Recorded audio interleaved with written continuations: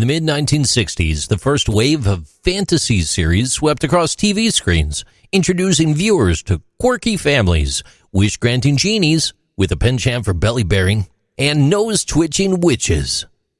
Bewitched, one of the pioneering shows, followed the life of a grumpy husband as he learned to appreciate his magical wife with her charming quirks on a weekly basis. While Darren and Samantha Stevens didn't always see eye to eye in her witchy ways, especially when her enchanting family members added to the mayhem, there was an undeniable undercurrent of love in each entertaining episode. Elizabeth Montgomery portrayed Samantha, who tied the knot with Darren Stevens, originally played by Dick York and later succeeded by Dick Sargent. Samantha did her best to fit into the mold of an ordinary mortal suburban housewife, despite her magic-wielding family members, particularly her mother Endora, who was played by Agnes Moorehead, who often meddled where she didn't belong. Otherworldly series like Bewitched, I Dream of Jeannie, The Addams Family, and The Munsters experienced a surge in popularity during the 1960s. All of these shows debuted between 1964 and 1965, but The Addams Family and The Munsters lasted only 2 seasons, while I Dream of Jeannie ended in 1970. Despite the change of Darren, the Stevens family remained on TV all the way till 1972. Dick York's involvement in the TV show required very special accommodations. You see, he endured significant pain throughout his life due to a spinal injury that he sustained on the set of the 1959 Western film They Came to Cordura, 5 years before joining the TV series. This set was equipped with custom seats, and the cast often helped him move from one room to another.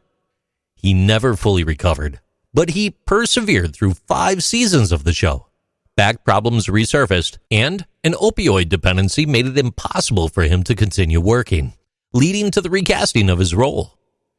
In an attempt to help viewers adjust to the change, the network aired 14 non-Darren episodes between the 5th and 6th seasons.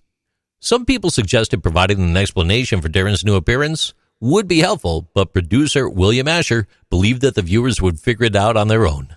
Unfortunately, the show dropped 13 points in the ratings and never fully recovered during its last 3 seasons.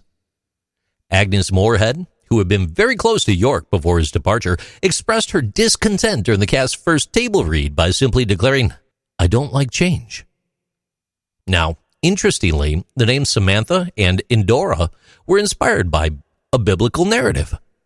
The first book of Samuel recounts Saul seeking the Witch of Endor's powers to connect with the deceased Samuel. Samantha evolved from Samuel, and Endora from Endor. An interesting detail you might not have noticed while watching the show is the prevalence of the color green. This hue appears in every episode of the sitcom that was broadcast in color. Whether it's in the Stevens house, in their carpet, green accents in various scenes, it's all over the place. Elizabeth Montgomery also frequently wore the color green. While it may have accentuated her beautiful green eyes, the color green holds significance in witchy tradition. Think about the Wicked Witch of the West from The Wizard of Oz, or many Halloween decorations, and the face paint children often use when dressing up as magical characters. When we think of the color green in film, nature, forests, beautiful landscapes might be some of the first things that come to mind. However, it's also commonly associated with corruption, danger, and evil. It's no coincidence that many cinematic villains from Maleficent to Lord Voldemort have a connection to the color green as well. Green serves 2 distinct purposes on screen. On one hand, it symbolizes lush vegetation in nature, signifying growth and promise. On the other hand, scenes with green hue can appear sickly or lifeless, conveying a sense of foreboding. See, context is especially important in settings where green plays significant roles. Bewitched drew inspiration from the 1942 film I Married a Witch. Sol Sachs, the creator of Bewitched, wrote the pilot episode of the series. Sachs was influenced by the films I Married a Witch and Bell, Book and Candle from 1958. I Married a Witch is a supernatural romantic comedy starring Veronica Lake as a 300-year-old witch from Salem, Massachusetts, who unexpectedly falls in love with the man she's supposed to be vengeful towards. I Married a Witch was also based on Thorne Smith's unfinished novel, The Passionate Witch, which Norman Matson completed in 1941. Finally, the Bewitched curse. It's been the subject of discussion for many, many years. It's the belief that many cast members met untimely deaths. A significant number, 52%, succumbed to cancer, while 41% faced heart-related issues like heart attacks or cardiac arrest. Surprisingly, the show wasn't canceled due to low ratings. Bewitched was renewed for seasons 9 and 10, but Elizabeth Montgomery declined to return.